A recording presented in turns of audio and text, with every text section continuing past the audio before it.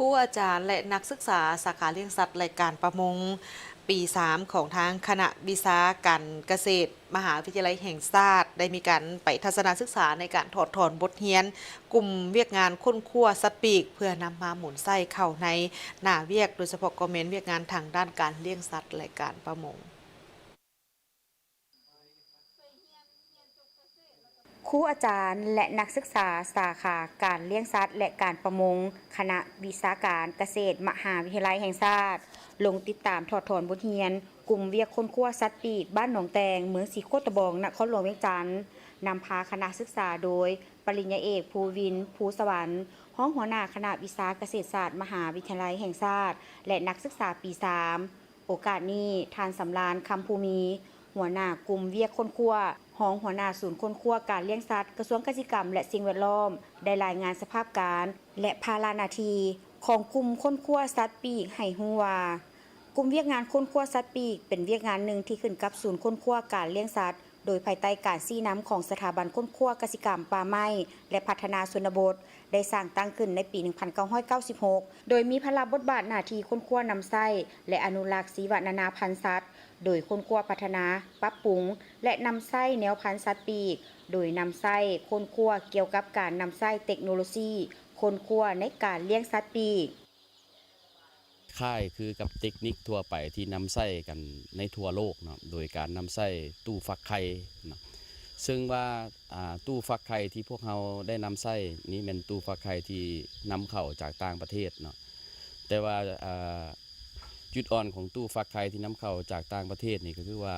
เวลามาพบพ่อระบบไฟฟ้าที่บ่ปกติอยู่บ้านในบ้านเฮานี่ก็เฮ็ดให้เครื่องเรานั่นนะเปแล้วก็เสียหายง่ายนะซึ่งเฮ็ดให้มีผลกระทบต่อการฟักไข่ของพวกเขาบางครั้งก็เสียหายเนาะแต่ว่าพวกเขาก็ยังมีความโชคดีที่ว่าทางพนักงานวิชาการของพวกเขานี่มีความเชี่ยวชาญทางด้านการซ่อมแปลงตู้ฟักไข่โดยเฉพาะหลังจากเปแล้วพวกเขาเจ้าก็ได้มาดัดแก้ตู้ฟักไข่ให้เป็นระบบที่ว่าจากระบบที่ยุ่งยากในระบบของต่างประเทศนำไส้โดยเฉพาะเครื่องอิเล็กทรอนิกส์ที่ว่าควบคุมต่างๆมาเป็นระบบที่ว่าแบบง่ายดายแบบธรรมดาแต่ว่าประสิทธิภาพในการฟักไข่ก็บ่ได้ลดลงเนาะคือประสิทธิภาพในการฟักไข่ของพวกเขานี้โดยเฉพาะเป็นไข่ไก่นี่อยู่ในระดับการเปอร์เซ็นต์การแตกนี่ประมาณอยู่ 80%สำหรับไข่เป็ดนี่เปอร์เซ็นต์การแตกอยู่ในระหว่าง 50-60% เนาะสำหรับการมาเยี่ยมยามในครั้งนี้เพื่อให้นักศึกษา